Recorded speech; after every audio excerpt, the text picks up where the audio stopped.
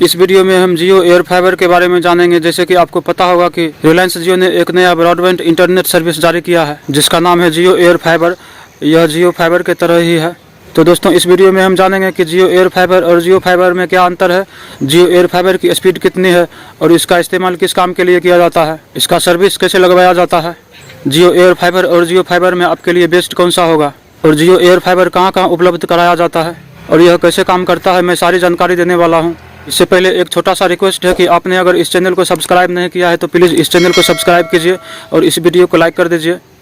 तो चलिए अब हम जियो फाइबर और जियो एयर फाइबर में कंपेयर करते हैं। जियो एयर फाइबर और जियो फाइबर दोनों ही हाई स्पीड डाटा प्रदान करवाती है। जियो फाइबर केबल अर्थात तार के जरिए काम करता है। इसमें तार कनेक्टिविटी के द्वारा इंटरनेट सर्विस प्रदान किया जाता है और यह जियो फाइबर हर जगह उपलब्ध नहीं होता है। यह सीमित जगहों पर ही उपलब्ध है, जैसे कि शहरों में या ऑफिस के एरिया में और किसी ग्रामीण इलाका में, देहात इलाका में या पहाड़ी इलाका में जियो फाइबर उपलब्ध नहीं है। तो उसके लिए जियो एयर फाइबर लॉन्च किया गया है। Jio air fiber wireless internet service है। यह हर जगह जैसे कि गांव में, देहात में, पहाड़ी इलाका में भी यूजर्स तक high speed internet data provide करवाती है। वहीं पर जियो फाइबर एक ऑप्टिकल केबल सर्विस है, इसलिए अभी तक हर जगह उपलब्ध करवाना संभव नहीं हुआ है। दोनों की स्पीड की बात करें तो जियो एयर फाइबर की स्पीड 1.5 Gbps है और जियो फाइबर की स्पीड 1 Gbps है।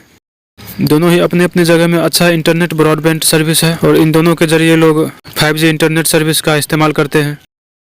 तो अब आपके मन में यह सवाल उठता होगा कि जियो एयर फाइबर बिना तार के हाई स्पीड डाटा कैसे प्रोवाइड करवाएगी।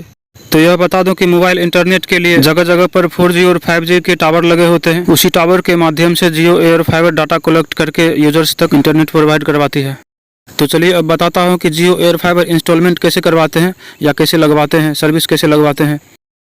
आप कई तरीक़ा से जियो एयर फाइबर का सर्विस लगवा सकते हैं, जैसे कि जियो.com वेबसाइट पर जाकर ऑनलाइन अप्लाई कर सकते हैं या माई जियो एप्लीकेशन इंस्टॉल करके उसमें फाइबर का ऑप्शन आता है, उस पर क्लिक करके आप अप्लाई कर सकते हैं या कॉल के जरिए भी अप्लाई कर सकते हैं। चाहे आप किसी भी तरह से अप्लाई करें, आपके लोकेशन के नज़दीक में जो जियो एयर फाइबर का एजेंसी होगा उसमें से एजेंट स्टाफ आकर आपका जियो एयर फाइबर इंस्टॉलमेंट कर देगा। तो चलिए अब हम बात करते हैं जियो एयर फाइबर इंस्टॉलमेंट में कौन कौन से डिवाइस लगते हैं और कितना खर्च होता है और कौन कौन सा प्लान्स हैं जिसमें आपके लिए कौन सा प्लान बेस्ट होगा। आप जियो एयर फाइबर से लाइन कॉलिंग कर सकते हैं या नहीं, जियो एयर फाइबर टीवी चलाने का ऑप्शन देता है या नहीं, अगर टीवी चलाने का ऑप्शन देता है तो टीवी के कितने चैनल चला सकते हैं, और अगर आपके एरिया में जियो एयर फाइबर और जियो फाइबर दोनों सर्विस है तो आपके लिए इन दोनों सर्विस में से कौन सा सर्विस इंस्टॉलमेंट करवाना सही रहेगा, जियो फाइबर या जियो एयर फाइबर, दोनों में किसका नेटवर्क अच्छा रहता है, ये सारी इन्फॉर्मेशन देने वाला हूँ। तो दोस्तों वीडियो पर बने रहिए, वीडियो को स्किप मत कीजिए। तो पहले यह बता दें कि जियो एयर फाइबर इंस्टॉलमेंट करने के लिए मुख्य 3 डिवाइस लगते हैं।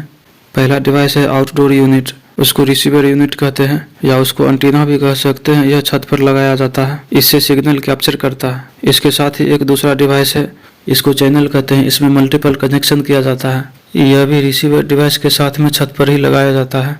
तीसरा डिवाइस है इंडोर यूनिट, इसको राउटर कहते हैं।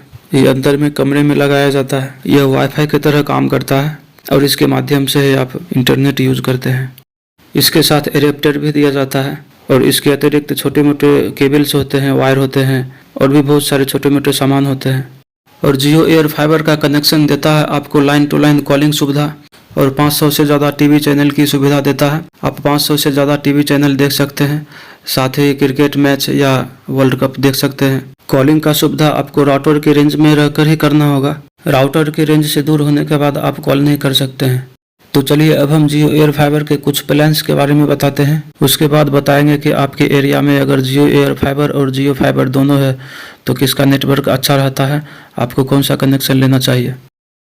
जियो एयर फाइबर के कई सारे प्लान्स हैं, लेकिन आप सबसे कम प्लान वाला रिचार्ज करवा कर भी एयर फाइबर इंस्टॉलमेंट करवा सकते हैं। कम से कम वाला प्लान 600 रुपये का है और इसमें 18% GST जोड़कर 706 रुपये का रिचार्ज करवाना पड़ता है। लेकिन स्टार्टिंग में 1 या 2 महीने का रिचार्ज नहीं होता है, इसमें कम से कम 6 महीने का रिचार्ज करवाना होता है, प्लस 1000 रुपया इंस्टॉलमेंट का लगता है। तो कुल मिलाकर 706 × 6 प्लस 1000 बराबर 5236 रुपये लगते हैं। मतलब कि कम से कम वाला प्लान में आप रिचार्ज करके इंस्टॉलमेंट करवाना चाहते हैं तो 5236 रुपये लगेंगे। तो ये तो हो गया 6 महीने के रिचार्ज वाला, और यही रिचार्ज 706 रुपया वाला आप अगर 1 साल के लिए लेते हैं स्टार्टिंग में तो आपको 1000 रुपया जो इंस्टॉलमेंट का लगता था वो नहीं लगेगा, वो फ्री हो जाएगा। और एक बात और बता देता हूँ कि आप किसी भी प्लान का रिचार्ज करवा कर एयर फाइबर इंस्टॉलमेंट करवाते हैं तो किसी भी डिवाइस का, जैसे कि राउटर हो, एंटीना हो, इन सारे डिवाइस का पैसा नहीं लगता है, कंपनी इसका पैसा नहीं लेते हैं। और रिचार्ज एक्सपायर होने के बाद आप कुछ महीने तक रिचार्ज नहीं करवाते हैं तो कंपनी आकर ये सारे डिवाइस ले जाते हैं, क्योंकि ये रेंट पर दिया हुआ होता है। तो ये तो हुआ रिचार्ज प्लान के बारे में। अब बताता हूँ जियो फाइबर और जियो एयर फाइबर में बेस्ट कौन सा होगा। अगर आपके एरिया में जियो फाइबर और जियो एयर फाइबर दोनों है तो कौन सा लगवाना अच्छा रहता है। तो दोस्तों, जियो एयर फाइबर में जितना ज़्यादा का प्लान से लेंगे उसमें ज़्यादा बेनिफिट है, उसमें एक्स्ट्रा ऑफर है। लेकिन मेरे हिसाब से जियो फाइबर केबल स्टेबल कनेक्शन है तो उसमें नेटवर्क प्रॉब्लम नहीं होता है, क्योंकि उसमें केबल वायर लगे होते हैं। और एयर फाइबर जो है वो नेटवर्क के द्वारा काम करता है, विदाउट वायरलेस है, तो इसलिए स्टेबल नेटवर्क जो है वह जियो फाइबर में ही होगा। वहीं पर जियो एयर फाइबर में नेटवर्क प्रॉब्लम होता है, क्योंकि उसमें एक बार बहुत सारे यूजर्स कनेक्ट होते हैं और वो वायरलेस कनेक्शन है, तो इसलिए उसमें नेटवर्क प्रॉब्लम हो सकता है। लेकिन जियो फाइबर में केबल के जरिए कनेक्शन होता है तो उसमें नेटवर्क प्रॉब्लम नहीं होता है। तो मेरा सलाह यही रहेगा कि जहाँ पर जियो फाइबर और जियो एयर फाइबर दोनों उपलब्ध है तो आप जियो फाइबर ही लें। तो वीडियो को एंड करता हूँ। Thanks for watching.